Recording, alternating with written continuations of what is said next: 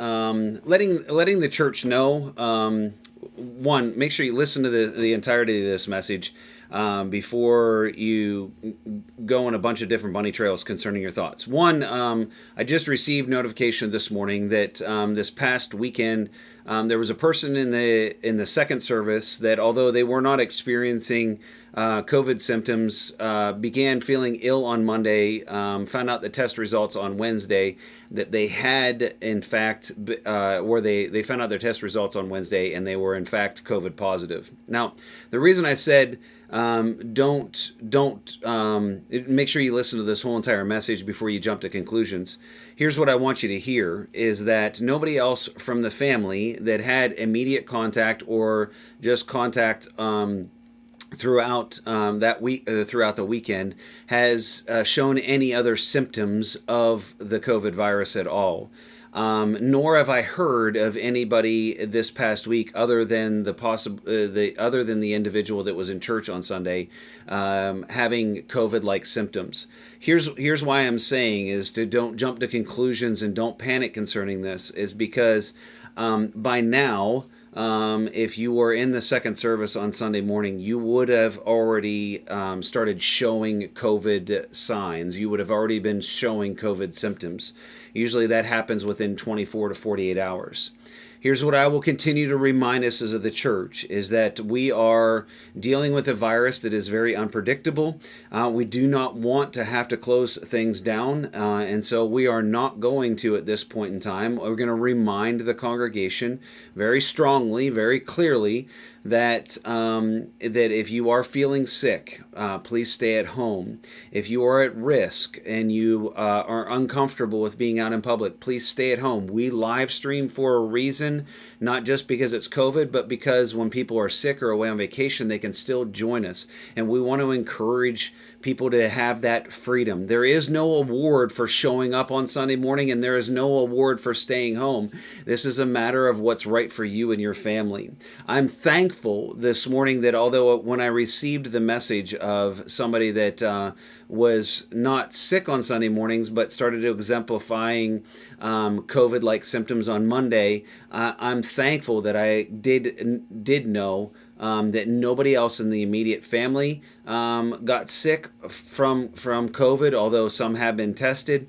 I also have not heard of anybody else that has been feeling ill this past week at all. So I'm excited in this way that God has continued to protect us as a church.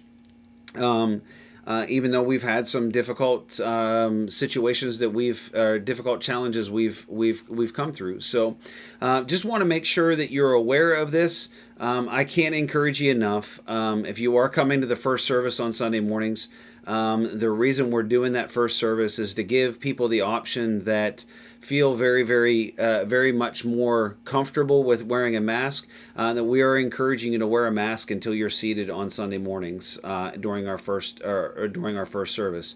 At all times, when you come onto property, I know that the hand sanitizer, it might not be palatable to your nose, but the reason we have the hand sanitizer stations, the reason we have the hand sanitizer that we have, is because we want to kill any and all germs as people enter into the building. And so we ask that before you go into the sanctuary, before you do anything else, you'd stop by those hand sanitizer stations and that you would use those before heading into the sanctuary. That is those are our number one and number two protocol for helping keep us being able to do the things that we are doing as a body of believers, is that wearing a face mask it reduces the potential for it to be spread. Hand sanitizer reduces the potential for being spread. Is it a 100% guarantee? No, nothing is. In fact, you can be in the room with somebody with COVID for longer than 15 minutes and still not get it.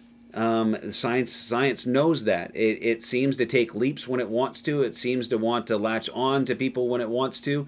There is no handbook on this, and so we are doing our absolute best in order to take care of the body of believers. I want to send out this message, and the last thing I want to say is this, is that we need to be cautious but not panic when it comes to situations like this.